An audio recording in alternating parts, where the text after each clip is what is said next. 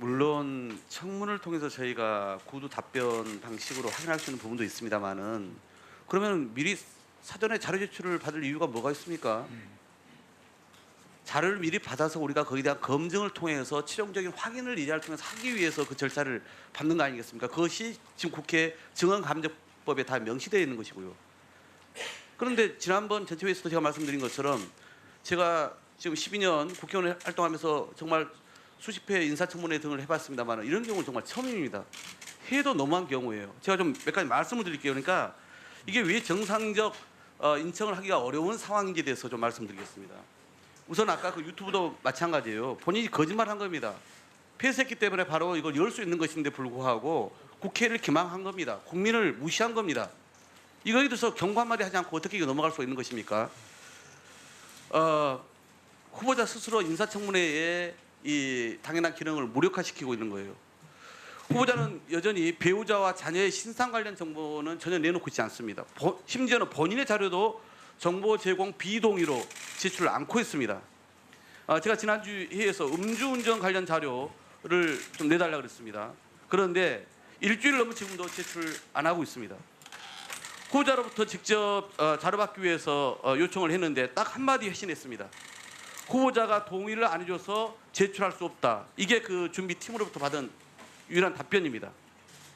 왜 그토록 음주운전 범죄의 구체적 사실을 숨기려 하는지 합리적 의심을 우리는 가질 수밖에 없지 않습니까? 자료를 통해서 검증을 해야죠. 약식 명령서 별지에 기재된 범죄 사실 관련 자료를 받아야 우리가 이걸 공개적으로 국민 앞에서 검증할 수 있지 않겠습니까? 음마 아파트 관련해서도 마찬가지입니다.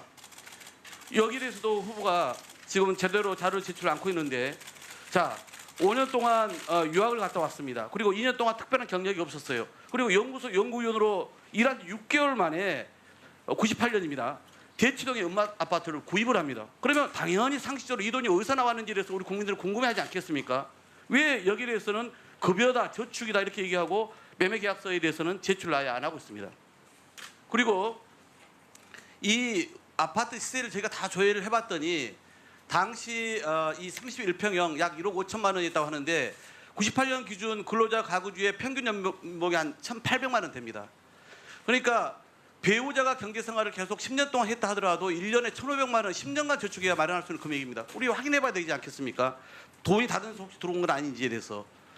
그리고 후보자 자녀와 관련해서도 저희가 자료를 달라고 하는데 안 줍니다.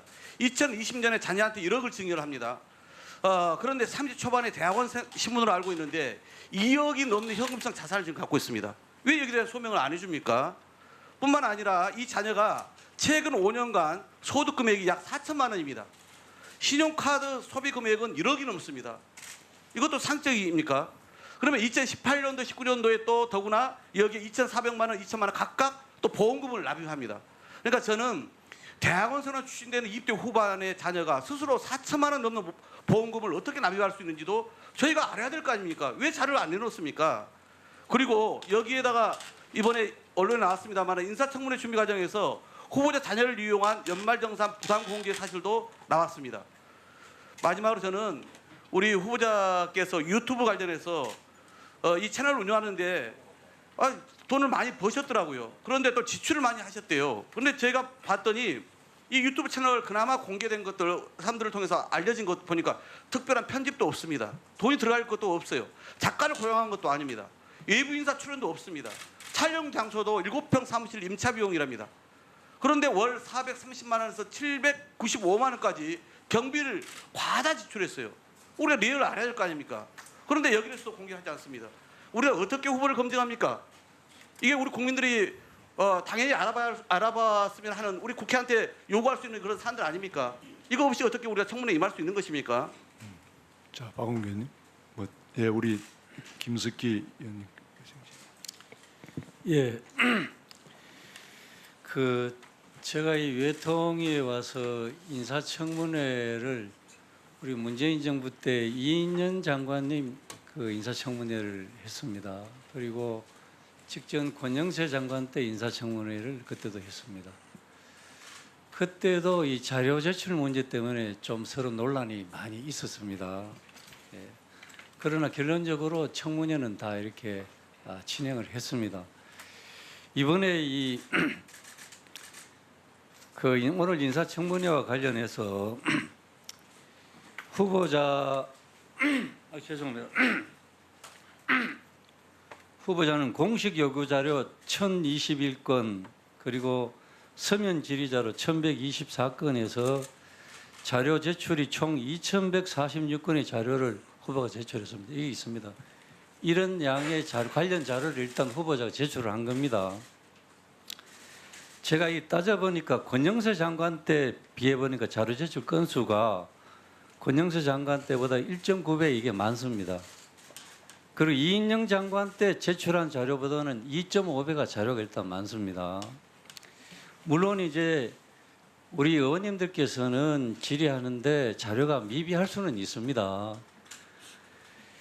그러나 이런 거 가지고 청문회를 시작하기도 어렵다. 이러는 것은 납득하기 어렵습니다. 그리고 후보자, 배우자에 대해서도 저희들이 확인할 필요가 있습니다. 그러나 그것도 과도한 범위를 넘어서는 자료를 요구하는 것은 적절치 않다고 생각합니다. 지금 여기 보면 후보자 본인은 물론 배우자, 자녀의 신상 자료에 대해서도 상당 부분 나와 있습니다. 직업, 학력, 경력, 병력 신고사항, 재산 신고사항, 5년간 납세 관련사항, 범죄 경력사항 등 206페이지에 달하는 방대한 자료가 있고요. 제가 좀 대단히 죄송합니다만 이인영 장관 때도 이러한 자료 제출에 미비가 있었는데도 진행을 했다는 걸 하기 위해서 제가 말씀드리겠습니다.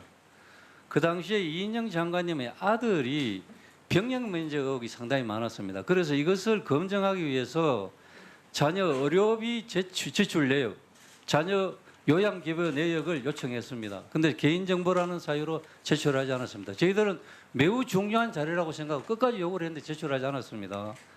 그다음에 아들이 스위스 유학 시절 학비와 체류비 굉장히 많은 거금이 있었는데 이 유학비 출처를 검증하기 위해서 배우자와 자녀의 입출금 내역 이 자료를 요구했습니다. 그러나 개인정보라고 제출을 끝까지 하지 않았습니다. 또 그 배우자 되시는 분이 마르시라는 재단의 서울시 지원 특혜 의혹을 검증하기 위해서 그 자료도 제출 요구를 했습니다. 법인의 경영 영업상 비밀 사유로 해서 자료를 제출하지 않았습니다. 중요한 자료마다 다 끝까지 제출을 안 하더라고요. 그 다음에는 후보자 가족의 재산 형성 과정을 확인하기 위해서 부동산 매매, 임대차 및 전세 계약 관련 자료, 수입 지출 자료 이걸 요구했는데 개인정보를 내세워서 제출하지 않았습니다. 그러나 일단 청문회를 저희들이 진행을 했습니다. 그래서 위원장님 저는 우리 야당 의원들이 여러 가지 문제 제기를 하시는 그런 데 대해서 일리 있는 면도 저는 있다고 생각합니다. 그러나 그 자체가 오늘 청문회를 중단하거나 도저히 진행할 수 없다 이런 정도는 아니라고 전례도 그렇습니다. 그렇게 좀 원만하게 운영되도록 해주시면 감사하겠습니다.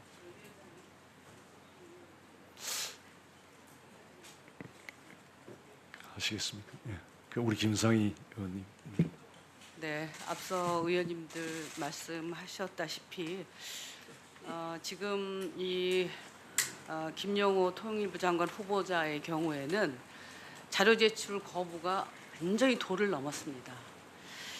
앞서서 지금 김석기 의원님께서 이게 지난번 이인영 장관 때도 비슷했다 이런 이제 취지로 말씀을 하시는데요. 전혀 그렇지 않다고 하는 걸 말씀드립니다. 저도 지금까지 국회에서 활동을 하면서 여러 번의 인사청문회 했지만 이런 후보자 자료 제출하지 않는 이런 후보자를 본 적이 없습니다. 제가 다른 후보자들이 어떻게 했는가 하는 것도 좀 조사를 해보고 특히 이제 이전에 있었던 이인영 장관이 인사청문회 때 자료 제공이 어느 정도였는가 하고 비교를 한번 해봤습니다. 지금 김영호 통일부 장관 후보자의 경우에는 아주 기본적인 자료를 안 냅니다.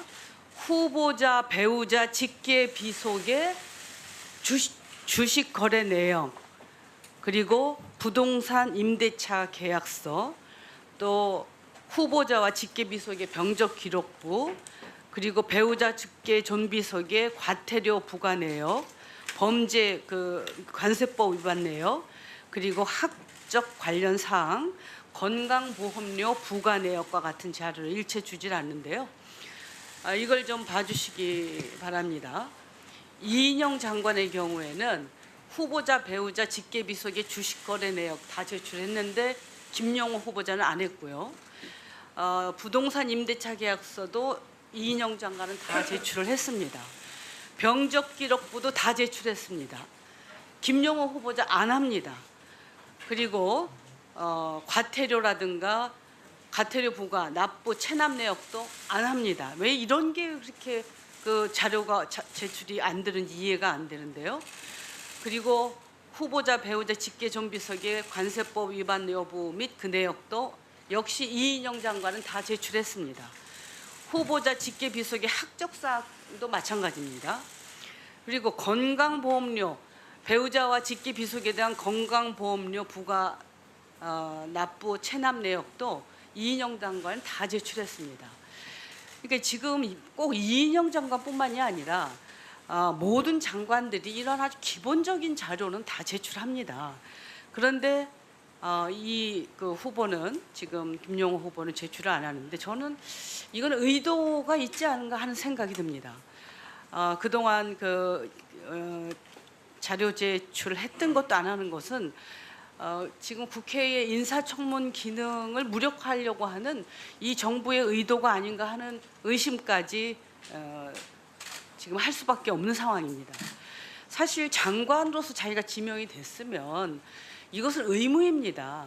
그래서 이런 자기 신상과 관련된 정보를 이거는 의원들한테 제출하는 것이 아니라 국민들한테 제출하는 거거든요. 국민들께 자기 신상과 관련하는 것을 공개하기 싫으면 장관 후보로서 이거 수락을 하지 말아야 됩니다. 그래서 저는 장관 후보자께서 이렇게 자료 제출하는 것이 부담스럽다면 저는 사퇴해야 된다고 생각합니다. 장관 될 자격이 없고요. 그리고 사실 대통령실 역시 이런 정도로 자료 제공 가지고 문제가 된다 그러면 저는 지명 철회해야 되는 그런 상황이라고 생각을 하고 이런 상태에서 청문회를 하는 것은 저는 정말 국민에 대한 도리가 아니라고 생각합니다. 그리고 설사 오후에 자료를 갖다 준다 하더라도 이 많은 자료들을 사실은 좀 검토를 해야 되지 않겠습니까? 유튜브 관련해서는 뭐 이루 말할 수가 없습니다. 아예 지금 제출을 안 하고 있는데 이 김영호 후보의 문제 발언들이 유튜브에 굉장히 많이 있습니다.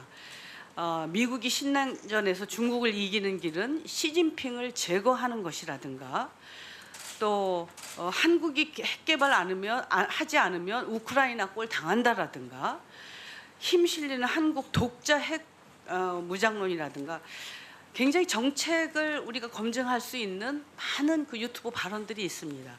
이것은 당당하게 제공해야 되는 것입니다. 그런데 이것을 삭제하는 것은 진짜 저는 왜 후보로서 이것을 수락했는지 저는 이해가 되지 않습니다. 그래서 저는 우리 위원장님께 말씀드리고 싶은 것은 이 상태로 우리가 청문회를 하는 것은 저는 국민에 대한 도리가 아니다. 빨리 자료 제출을 하도록 해주시고 그리고 적어도 충분하지는 않지만 기본적인 검토를 할 수 있는 시간을 주셔야 된다. 그래서 오늘 청문회는 이대로